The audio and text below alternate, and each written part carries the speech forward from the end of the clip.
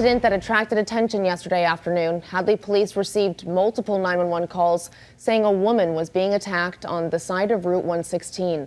Police say at least two passers-by stopped to help the woman who was pregnant. Responding officers learned the attacker had taken off in a car, likely headed towards Greenfield.